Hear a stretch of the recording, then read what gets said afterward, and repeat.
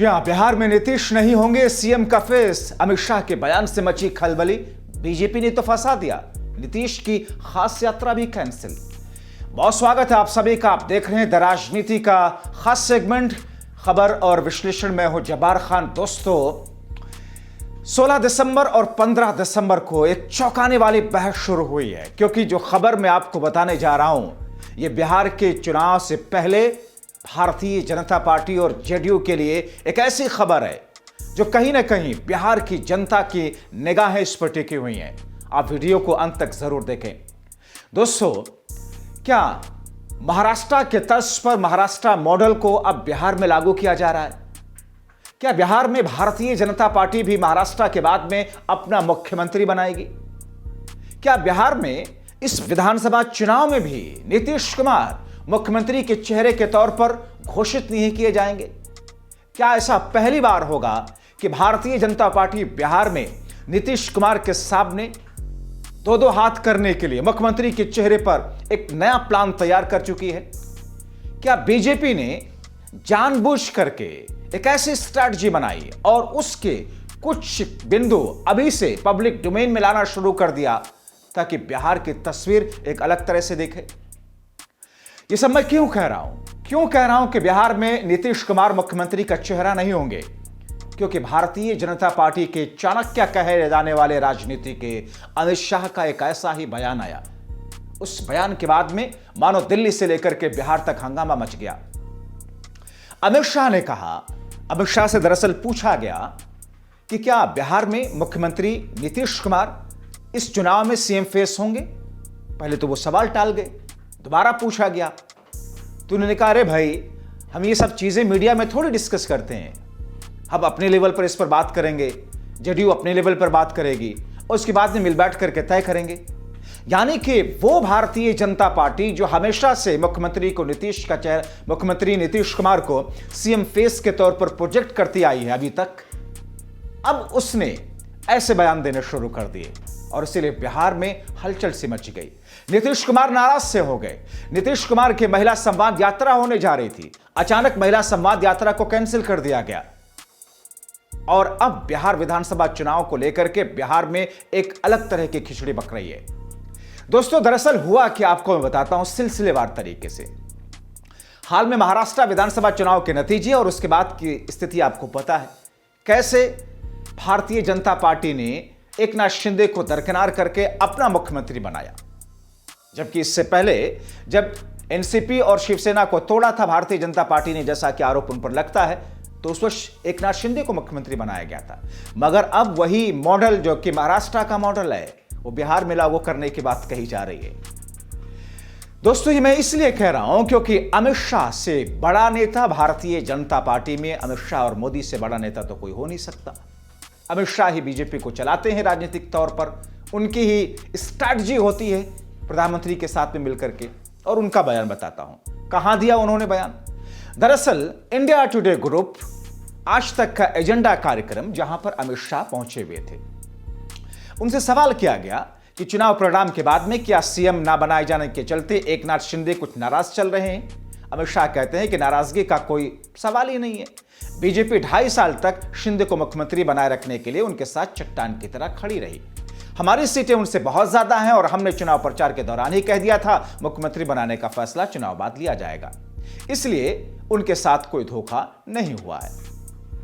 दोस्तों, यहां तक तो ठीक था, मगर आज तक के अगले सवाल से मुंबई से पटना, जो अगला सवाल हुआ कि मुंबई से पटना क्या मैसेज गया है, क्योंकि अगले साल बिहार में चुनाव है। क्या बिहार में जेडीयू में यह मैसेज नहीं जाएगा कि अभी तक तो मुख्यमंत्री हम हैं, बाद में कोई और हो जाएगा? अमित शाह इस सवाल को टाल जाते हैं। अमित शाह से सवाल होता है कि क्या आप नीतीश कुमार के नेतृत्व में चुनाव लड़ेंगे या फिर महाराष्ट्र की तरह कोई भी फेस नहीं होगा? गृहमंत्री कहते हैं कि देखिए, इस तरह का मंच पार्टी के डिसीजन लेने के लिए नहीं है या ये बताने के लिए नहीं होता है आपका मंच। मैं पार्टी का डिसिप्लिन कार्य करता हूं। पार्टी पार्लियामेंट्री बोर्ड की बैठक में इस मुद्दे पर चर्चा होगी और फैसला लिया जाएगा। उसी तरह यह मुद्दा जेडीयू में भी विचार किया जाएगा। दोनों पार्टियों के बीच में बातचीत होगी, बाद में जो तय होगा, जी हां, बाद में जो तय होगा आपको बता दिया जाएगा। दोस्तों, गृह मंत्री अमित शाह की बातों से इतना तो लग रहा है कि अभी तक यह तय नहीं है कि बीजेपी नीतीश कुमार के नेतृत्व में चुनाव लड़ेगी। जाहिर है अमित शाह के इस बयान के बाद इसके मायने निकाले जाने शुरू हो गए। अमित शाह के इस जवाब के बाद सवाल उठने लगे कि 2019 के बिहार विधानसभा चुनाव से पहले बीजेपी हमेशा कहती रही कि नीतीश कुमार के नेतृत्व में चुनाव लड़ा जाएगा। यहां तक कि चुनाव में जेडीयू के तीसरे नंबर की पार्टी बनने पर भी नीतीश कुमार को ही सीएम की कुर्सी सौंपी गई। उस वक्त भी खबर आई थी कि बीजेपी की बिहार यूनिट नीतीश कुमार को सीएम बनाने के लिए तैयार नहीं थी, लेकिन प्रधानमंत्री मोदी और गृह मंत्री अमित शाह से सजी बीजेपी के केंद्रीय नेतृत्व ने अपनी पार्टी के बिहार यूनिट की डिमांड को ठुकराते हुए नीतीश कुमार के नाम पर मोहर लगाई थी। अब 2025 के बिहार चुनाव से पहले बीजेपी के राज्य यूनिट के नेता डिप्टी सीएम सम्राट चौधरी जहां नीतीश कुमार के नेतृत्व में ही आगामी चुनाव लड़ने की बात मीडिया में कह चुके हैं, अमित शाह इस सवाल को टाल मटोल कर रहे हैं। जबकि दोस्तों, बिहार एनडीए के अन्य घटक दलों ने, जिसमें चिराग पासवान है जो कि एक वक्त में नीतीश कुमार से काफी नाराज थे, उन्होंने और उपेंद्र कुशवाहा जैसे नेता भी लगातार नीतीश कुमार को 2025 के चुनावी रिजल्ट के बाद एक बार फिर से मुख्यमंत्री बनाने की बात कह चुके हैं। 2019 के बिहार विधानसभा चुनाव में नीतीश कुमार को पार्टी के खिलाफ कैंडिडेट देने वाले चिराग पासवान ने तो यहां तक कह दिया कि 25 में भी नीतीश कुमार ही एक बार फिर से शपथ लेंगे। उपेंद्र कुशवाहा भी नीतीश कुमार को मेहनती नेता बताते हुए 25 में एक बार फिर से बिहार की बागडोर संभालने की बात करते हैं। दरअसल दोस्तों, ये सारी की सारी कवायद, ये सारी की सारी सुगबुगाहट कैसे शुरू हुई? दरअसल आप समझिए, महाराष्ट्र के कॉन्टेक्स्ट में महाराष्ट्र विधानसभा चुनाव में बीजेपी को भारी बहुमत के बाद देवेंद्र फडणवीस की ताजपोशी हुई। महाराष्ट्र में अभी तक गठबंधन का बिहार मॉडल चल रहा था, यानी कि महाराष्ट्र में बीजेपी वाली स्थिति बिहार मॉडल वाली थी। यानी बिहार में बड़ी पार्टी होने के बावजूद नीतीश ही छोटी पार्टी होने के बावजूद मुख्यमंत्री बने थे। महाराष्ट्र में वही था। मतलब जैसा बिहार में बीजेपी की सीटें अधिक होने के बावजूद जेडीयू नेता नीतीश कुमार सीएम बने, कुछ वैसा महाराष्ट्र में था।